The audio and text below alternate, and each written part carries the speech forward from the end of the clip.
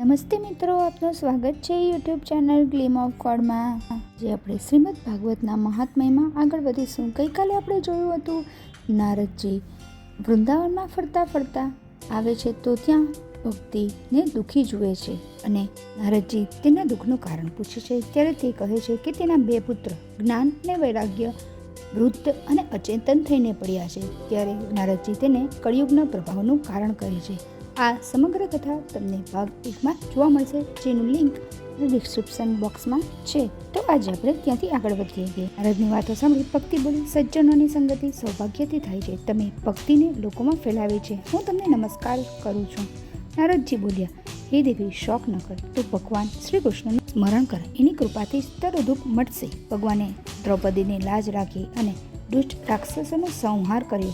ગ્રહથી ગજની રક્ષા કરી. તારા ઉપર તો એમની વિશેષ પ્રીતિ છે. જ્યાં તું રહે છે ત્યાં ઊંચ નીચનો ભેદ નથી. આ કળિયુગમાં ભગવાનની પ્રાપ્તિ માટે જપ તપ કે હોમ હવનની જરૂર નથી. માત્ર ભક્તિ દ્વારા જ સહજતાથી પરમાત્માની પ્રાપ્તિ થાય છે અને જીવોનો ઉદ્ધાર થાય છે.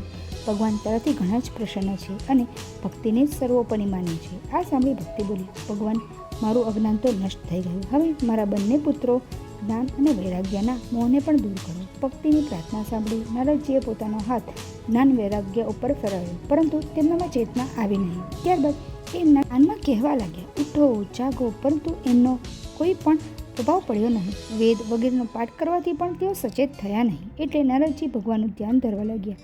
ત્યારે આકાશવાણી થઈ, હે નારદ, તમે કોઈ સત્કર્મ કરો, ત્યારે જ એ સચેત બનશે. નારદ વિચારકમાં પડી ગયા કે કયું સત્કર્મ કરવું જોઈએ. એ અનેક તીર્થોમાં ગયા. એમણે ઘણા મહાત્માઓને પૂછ્યું કે સત્કર્મ શું છે, પરંતુ કોઈ દોષજનક જવાબ આપી શક્યા નહીં. અંતમાં એ બદ્રિકાશ્રમ ગયા. ત્યાં સનકાદી મુનિઓએ પણ આ જ તેમને પ્રશ્ન કર્યો અને કહ્યું, જ્ઞાન અને વૈરાગ્યની વૃદ્ધાવસ્થા કેવી રીતે દૂર થશે? ત્યારે સનત કુમાર બોલ્યા, હે દેવર્ષિ, આકાશવાણીએ તમને સત્કર્મ કરવાનું કહ્યું છે તો ધ્યાનથી સાંભળો. દ્રવ્ય યજ્ઞ, તપ યજ્ઞ, યોગ યજ્ઞ અને સ્વાધ્યાયરૂપ જ્ઞાન યજ્ઞ વગેરેથી વૈકુંઠ લોક મળે છે.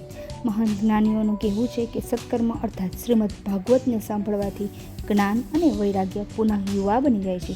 ભક્તિ નૃત્ય કરવા લાગે છે. એનાથી કળિયુગના બધા પ્રભાવ નષ્ટ થઈ જાય છે. નારદજી બોલ્યા, મેં જ્ઞાન અને વૈરાગ્યને વેદ વગેરે સંભળાવ્યા, પરંતુ એ સચેતન ન થયા. ત્યારે ભગવતથી કેવી રીતે સચેત થશે? સનત કુમાર બોલ્યા, બધા વેદોનો સાર ભગવત કથા છે. તેના દરેક શ્લોક અને પદમાં વેદોનો અર્થ દૂધમાં ઘીની જેમ ભરેલ છે. તેનું યોગ્ય મનોમંથન કરી સાર તત્વને પ્રાપ્ત કરી શકાય છે. આ કથા ઉત્તમ ફળ આપનારી અને દુઃખ શોક પાપનો વિનાશ કરનારી છે. આ કથાનું વાંચન શ્રવણ થાય છે તે ઘર તીર્થ બની જાય છે. સત્કર્મનો અર્થ સમજી નારદ પરમ સુખી થયા. એ ભક્તિ, જ્ઞાન અને વૈરાગ્યને સુખ આપનારી કથા સાંભળી પરમ આનંદમાં ડૂબી ગયા. નારદજી બોલ્યા, મુનિઓ, સુખદેવજીના મુખે નીકળેલ આ કથાને હું અવશ્ય કરીશ. એનાથી જ્ઞાન, વૈરાગ્ય, ભક્તિ વગેરેની સ્થાપના થશે. કૃપા કરીને જણાવો કે આ કથા ક્યાં કરવામાં આવે અને કોણ કરે? એ કથા કેટલા દિવસની હોય છે? સનત કુમારે કહ્યું, હરિદ્વારની નજીક ગંગાના તટ ઉપર આનંદવન નામનું એક પરમ પવિત્ર રમણીય સ્થાન છે. ત્યાં ઋષિમુનિઓ એકત્ર થયા છે. ત્યાં જ આ કથા કરવી. આ કથા 7 દિવસ સુધી કરવી. અમે પણ તમારી સાથે આવીશું. આચાર્ય જણાની સાથે નારદ આનંદવન પહોંચ્યા. આ સમાચાર સ્વર્ગ અને બ્રહ્મલોકમાં પણ પહોંચી ગયા.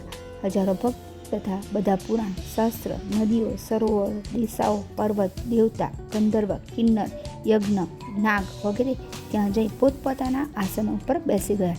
સનત અને ચારે ઋષિઓએ ભગવાનનું ધ્યાન ધર્યું અને નારદજીથી દીક્ષા લઈ કથા કહેવા માટે આસન ઉપર બિરાજમાન થયા. ચારે બાજુથી જય જય ઘોષ થવા લાગ્યો. બીલી અને ફૂલોની વર્ષા થવા લાગી. વિમાનમાં બેસી દેવગણ આકાશમાંથી કલ્પવૃક્ષના ફૂલો વરસાવવા લાગ્યા. બધા સનતકુમાર પાસેથી કથા સાંભળવા ઉત્સુક હતા. સનતકુમાર શ્રીમદ ભગવાનનું મહાત્મ્ય જણાવતા કહેવા લાગ્યા, આ કથા ભગવાનનું જ રૂપ છે. એનું નૃત્ય, શ્રવણ, પઠન અને મનન કરવું જોઈએ. એમાં 18,000 શ્લોક તથા 12 સ્કંધ છે. આ કથા સુખદેવજીએ પરીક્ષિતને સંભળાવી હતી. મનુષ્ય જ્યાં સુધી ભગવત કથાનું શ્રવણ કરતો નથી ત્યાં સુધી એને મુક્તિ મળતી નથી. 1000 અશ્વમેઘ તથા 100 બાજપેયી યજ્ઞ પણ શ્રીમદ ભાગવતના 16મા ભાગની બરાબર નથી. એનો એક અથવા અડધો શ્લોક પણ નિરંતર વાંચતા રહેવાથી પરમપદ પ્રાપ્ત થાય છે.